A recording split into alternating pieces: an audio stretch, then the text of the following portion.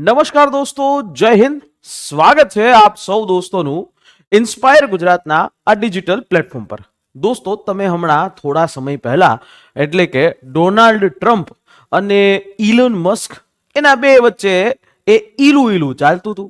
એટલે કે એવી રીતે ચાલતું હતું જેમ આપણા ગુજરાતી મૂવી, ગુજરાતી સોંગની અંદર જેમ કહેવાય ને કે રાઇફલે રાહડા રમાડે અને હાવજ જેવા ભાઈઓ મારા, બરાબર છે, એના જેવું કામકાજ એ ચાલતું હતું. અને અહીંયા થોડા સમય પહેલા એ પ્રકારનો પ્રેમ ડોનાલ્ડ ટ્રમ્પ અને ઇલોન મસ્ક વચ્ચે હતો, ભાઈઓ વાળો પ્રેમ હતો. અને અચાનક હવે આ ડોનાલ્ડ ટ્રમ્પ અને ઇલોન મસ્ક એ બંને એકબીજાના દુશ્મન થઈ ગયા. તો એવું તો શું થયું કે આજે આ ડોનાલ્ડ ટ્રમ્પ અને ઇલોન મસ્ક એકબીજાની સામસામે આવી ગયા. ડોનાલ્ડ ટ્રમ્પ ઇલોન મસ્કના જ સપોર્ટથી યુએસના પ્રેસિડેન્ટ બને છે, પણ હવે સિચ્યુએશન એવી થઈ કે હવે આ વ્યક્તિ પ્રેસિડેન્ટ તો બની ગયો, હવે એને ત્યાં હટાવી શકે એમ નથી અને સીધો એ ઇલોન મસ્ક છે એની સામે થયો.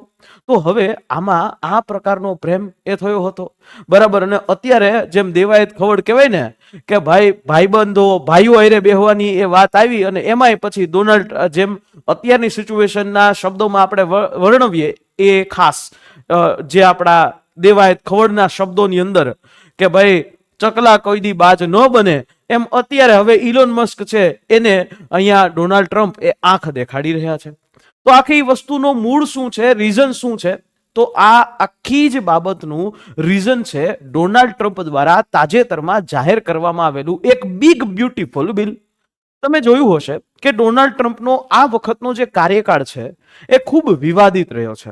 એટલા માટે વિવાદિત કે ડોનાલ્ડ ટ્રમ્પ ક્યારે શું કઈ રીતે બોલી નાખે છે એ કોઈને ખબર નથી. અને હું એમ કહું છું કે આ જગત જમાદાર એવું ડોનાલ્ડ ટ્રમ્પ, જેને બધી જગ્યાએ સંધિઓ કરાવી છે, બધી જગ્યાએ મધ્યસ્થીઓ કરાવી છે અને બધો જ આખો વિશ્વનો ક્રેડિટ જે છે ને પોતે લેવો છે. દુનિયાની અંદર કાંઈક પણ સારું થાય તો એનો ક્રેડિટ આ વ્યક્તિ એટલે ડોનાલ્ડ ટ્રમ્પ એને લેવો છે. આ પ્રકારની સિચ્યુએશન એ અત્યારે એ હતી. એવામાં ડોનાલ્ડ ટ્રમ્પ કે જે એમણે ડોનાલ્ડ ટ્રમ્પ અને ઇલોન મસ્ક બે ભેગા થઈ એક ડોજી ડિપાર્ટમેન્ટ બનાવ્યું હતું. અને એ ડિપાર્ટમેન્ટનો મેઇન ઉદ્દેશ્ય હતો કે અમેરિકાને દેવામાંથી એ બહાર કાઢવું. અમેરિકાની ઉપર પણ ઘણું બધું બિલિયન્સ ઓફ ટ્રિલિયન્સ ઓફ ડોલરનું દેવું છે, એટલે એની માથે પણ જો દેવું હોય તો પછી આપણે તો એ શું કહેવાય. પરંતુ આવું છે, ડોનાલ્ડ ટ્રમ્પ છે એ ડોનાલ્ડ ટ્રમ્પ એ આ અને ઇલોન મસ્ક એ ડોજી ડિપાર્ટમેન્ટના હેડ બનાવે છે અને થોડા સમય તો સારું ચાલે છે.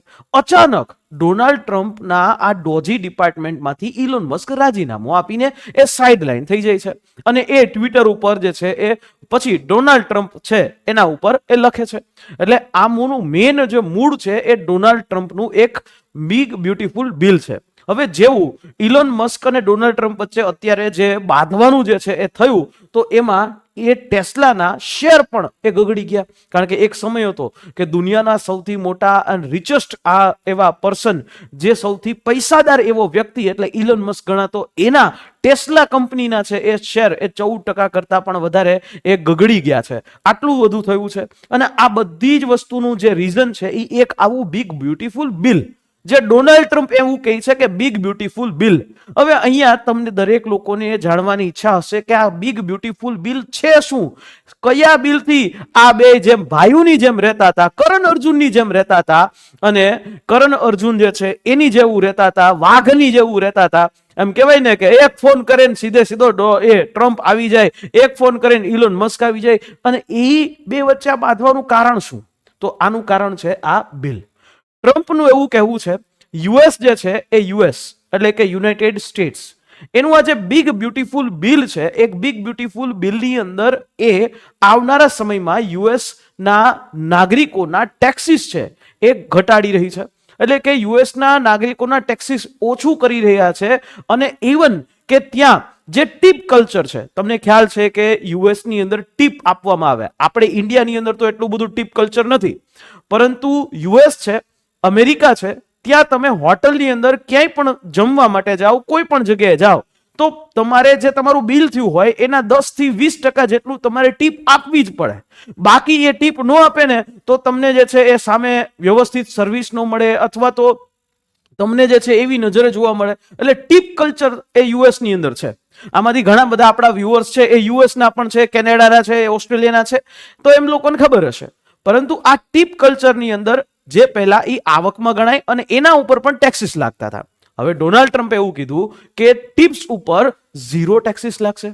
એટલે અહીંયા ટ્રમ્પની સામે ઇલોન મસ્ક છે, એનું કહેવું છે કે આવું કરશો તો જે તમે મેક અમેરિકા ગ્રેટ એવું જે સપનું લઈને તમે આખા વિશ્વની અંદર તમે ફર્યા, મેક અમેરિકા ગ્રેટ, અને એવા અમેરિકાના નાગરિકોએ તમને વોટ આપ્યા, તો એ ગ્રેટ બની જ ન શકે. કારણ કે સીધે સીધું બજેટની અંદર તમારે પૈસા ઓછા થાય, ડોલર્સ છે એ તમને ઓછા મળે. કારણ કે એક બાજુથી તમે ટેક્સીસ ઘટાડો તો એને તમે સર્વર ક્યાંથી કરશો? અને ઇવન કે ડોનાલ્ડ ટ્રમ્પ જે છે એ ડિફેન્સ બજેટ તો પાછા વધારી રહ્યા છે, તો આ પૈસાને સરભર જે છે એ કરવાનું કઈ રીતે? તો એની અંદર એ ભારતીય લોકોને ફટકો પડવાનો છે. એટલા જ માટે થંબનેલમાં લખ્યું છે કે ભાઈ આમાં શું ભારતીયોને નુકસાન થશે, કઈ રીતે થશે. એટલે આ એક પોઈન્ટ થયો, એ જે ટીપ કલ્ચર વાળો ટેક્સીસ છે એ ઘટાડી રહ્યા છે.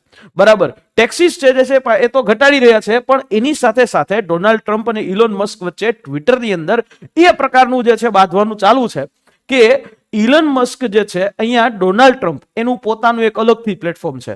આની પહેલા ટ્વિટરની અંદર જ્યારે જેક ડોર્સીના હાથમાં હતું ત્યારે ડોનાલ્ડ ટ્રમ્પનું ટ્વિટર એકાઉન્ટ છે સસ્પેન્ડ કરી દેવામાં આવ્યું હતું, અને એના બાદ એણે પોતાનું ટ્રુથ નામનું એક પ્લેટફોર્મ ચાલુ કર્યું, અને એ ટ્રુથ નામના પ્લેટફોર્મથી બધું અપડેટ જે છે મૂકતા હોય છે. તો એ ટ્રુથ નામના પ્લેટફોર્મમાં એ એવું કહે છે કે બિલિયન્સ ડોલર જો બચાવવાના હોય તો એક કામ કરીએ અને એની અંદર જે એને એક કામ કરીએ કે જે પણ સબસિડી છે એ ઇલોન મસ્કને મળતી હતી ને બધી બંધ કરી દે એટલે બચી જશે. એટલે આ વસ્તુ થઈ અને સીધો ટ્રમ્પ ની સામે ઇલોન મસ્કને એવું થયું કે ઇલોન મસ્ક એ ટ્રમ્પને ન્યા પ્રેસિડેન્ટ સુધી પહોંચાડ્યો, એનું ઇલેક્શન ફંડિંગ કર્યું, અને આજે એ આપણને જ તમાચો મારે છે. આ કેના જેવું છે કે જે સાપને તમે દૂધ પાયું એ જ સાપ જે છે એ તમને ડંખી રહ્યો છે. એટલે આવું થયું.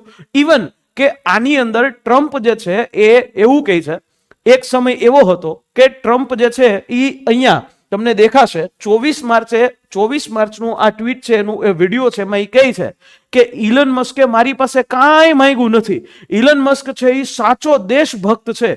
ઇલોન મસ્ક જે છે એ સાચો દેશભક્ત છે, અને ઇલોન મસ્ક છે એને બહુ સારું કામ કર્યું. આવું બધું વાતો કરી અને બીજી જ બાજુએથી એવું કહે છે કે ડોનાલ્ડ ટ્રમ્પ એવું જણાવે છે કે ઇલોન મસ્કના બધા જ જે ટેસ્લાની ફેક્ટરીઓ છે, ટેસ્લા ઉપર જે પણ સબસિડી મળે છે, કારણ કે એ ઇલેક્ટ્રોનિક વ્હીકલ છે એ આખા વિશ્વની અંદર વેચી રહ્યા છે, એ બધી જ વસ્તુની સબસિડી છે એ આપણે કેન્સલ કરી નાખીએ. બરાબર છે, આ વસ્તુ કેન્સલ કરી નાખીએ. એટલે એના સૂર જે છે બદલાઈ ગયા છે. બરાબર, ત્યારે ઇવન કે હવે ઇલોન મસ્ક ત્યાં સુધી જે છે એ કે ટ્વિટર ઉપર ખુલીને સામે આવે છે કે આ બિલ તમે લઈ આવશો તો એનાથી પહેલા 6 મહિના તો સારું ચાલતું હતું, પણ પછીના 6 મહિના જે છે, હવે પછીના 6 મહિના અમેરિકામાં એ મંદી જે છે એ આવી શકે છે.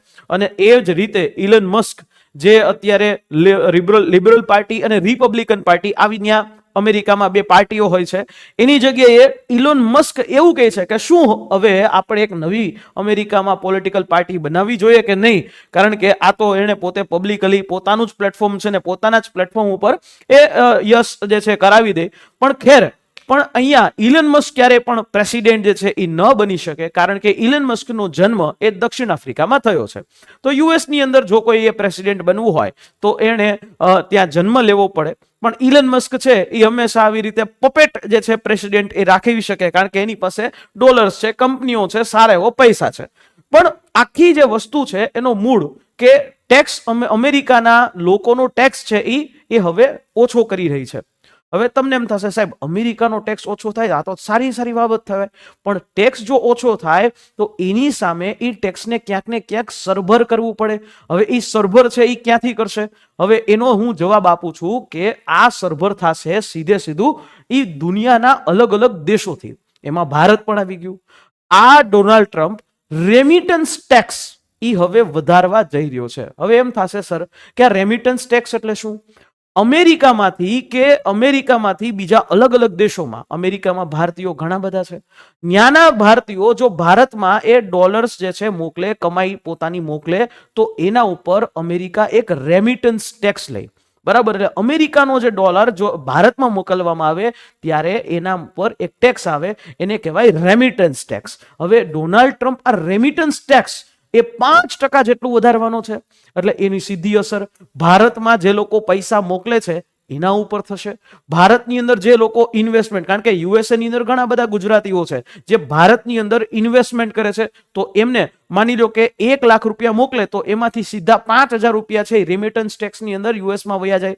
બરાબર. આ પ્રકારની સિચ્યુએશન એ થશે. તો આનાથી ભારતની અંદર જે પૈસા પેલા આવતા હતા એ થોડા ઓછા થઈ શકે છે. ઇન્વેસ્ટમેન્ટ છે ભારતની અંદર એ ઓછું થઈ શકે છે જે બહારના આપણા લોકો છે એના દ્વારા.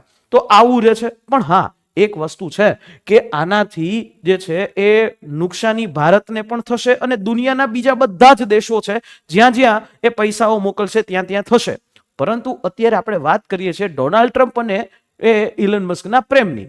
તો ટેસ્લા છે, આ ટેસ્લા કંપની ઉપર ઇલેક્ટ્રોનિક વ્હીકલ બનાવે છે, તમને બધાને ખ્યાલ છે. એની ઉપર અમેરિકાની ગવર્મેન્ટ છે એ સબસિડી આપે છે, કારણ કે પેટ્રોલ અને ડીઝલ વાળી કાર એક સમય સુધી જશે. પણ હવે ડોનાલ્ડ ટ્રમ્પનું કહેવું છે માત્ર એવી નહીં, હવે આપણે ડીઝલ વાળી કાર, પેટ્રોલ વાળી કાર પણ અમેરિકાની અંદર ચલાવશું. શું કામ? કારણ કે અત્યારે આની સાથે ઝઘડો થઈ ગયો છે એટલા માટે. અને હવે આના ટેસ્લા કંપનીની જે પર જેટલી પણ સબસિડી જે છે એ બધી જ સબસિડી છે એ ખેંચી લેવામાં આવશે. ઇવન કે ડોનાલ્ડ ટ્રમ્પ એક સમયે એવું કહેતો હતો કે આ વ્યક્તિ, આ જગત જમાદાર, જે આ વ્યક્તિનું કોઈ સ્ટેન્ડ જ નથી દુનિયાની અંદર. એમ કહું છું કે અમેરિકાને અત્યારે કમેડિયન મળ્યો છે. એ કમેડિયન ગમે ત્યારે શું બોલે ને એની કોઈ પણ વસ્તુ એ કોઈ કહી ન શકે. તો અહીંયા એવું કહેવામાં આવતું હતું કે જ્યારે ડોનાલ્ડ ટ્રમ્પ જ્યારે પ્રેસિડેન્ટ નહોતા અને એ વખતે એ પ્રેસિડેન્ટ નહોતા ત્યારે એણે જ્યારે એ વખતે બીજી જે ગવર્મેન્ટ હતી એની સામે સવાલ ઉપાડ્યા હતા કે જો તમે ખાધ એટલે કે ડિફિસિટ એ બેલેન્સ ન કરી શકો તો રીઇલેક્શન કરાવવું જોઈએ. ત્યારે આ વસ્તુ જે છે ઇલેક્શન છે એ પણ થવું જોઈએ. અને કોંગ્રેસના એક પણ મેમ્બર છે રીઇલેક્શન માટે બજેટ જો બેલેન્સ ન કરી શકે તો રીઇલેક્શન કરાવવું જોઈએ. ડિફિસિટ છે એ અલાઉડ જ નથી. તો આવી રીતે આ પ્રકારે એની સામે ઇલન મસ્ક પણ જવાબ આપે છે. જૂના ટ્વીટ જે છે ગોતી અને ઇલન મસ્ક છે ડોનાલ્ડ ટ્રમ્પને જવાબ આપે છે. એટલે હવે આપણે જોવાનું એ રહ્યું કે આ બંને લોકોનું હવે સ્ટેન્ડ શું રહેશે અને ઇલન મસ્ક છે એનો આ પ્રકારનો પ્રેમ હજી કેટલો આગળ રહેશે. એટલે આમ જોવા જાવ તો હાલની અંદર ઇલન મસ્ક, ડોનાલ્ડ ટ્રમ્પ અને બે વ્યક્તિ બળ્યા છે. ઇલન મસ્ક ધારે તો અમેરિકાની જીડીપી એને ડાઉન પણ કરી શકે. અને તમે હમણાં જોયું હશે ડોનાલ્ડ ટ્રમ્પે એપલના સીઈઓ છે ટીમ કુકને પણ કીધું, એપલના વ્યક્તિને પણ કીધું કે ભાઈ તમે ઇન્ડિયાની અંદર નહીં, અમેરિકામાં તમે પ્રોડક્શન નાખો, બાકી અમે તમારી પર ટેક્સ નાખશું. એવી રીતે એને ટેક્સના બાબતથી બેવડાવી શકે. પણ જોવાનું એ રહ્યું કે હંમેશા કોઈ પણ કેપિટાલિસ્ટ ઇકોનોમી હોય, મૂડીવાદી અર્થવ્યવસ્થા હોય, તો ત્યારે આ પ્રકારે કંપનીઓની સામે ઝૂકવું જ પડશે. આવનારા ફ્યુચર જે છે એ નક્કી થશે કે ભાઈ કઈ પ્રકારે જે છે એ ઝૂકશે. પણ તમારું શું કહેવું છે આ બાબતે નીચે ચોક્કસથી કોમેન્ટ બોક્સમાં લખજો. અને હા, યુટ્યુબ ચેનલને સબસ્ક્રાઇબ કરવાનું ભૂલાય નહીં. અને હા, મારી સાથે એક્સ પ્લેટફોર્મ ઉપર તમે નીચે આપેલી લિંકથી જોડાઈ શકો છો. મળીએ નેક્સ્ટ સેશનમાં. જય હિન્દ, જય ભારત.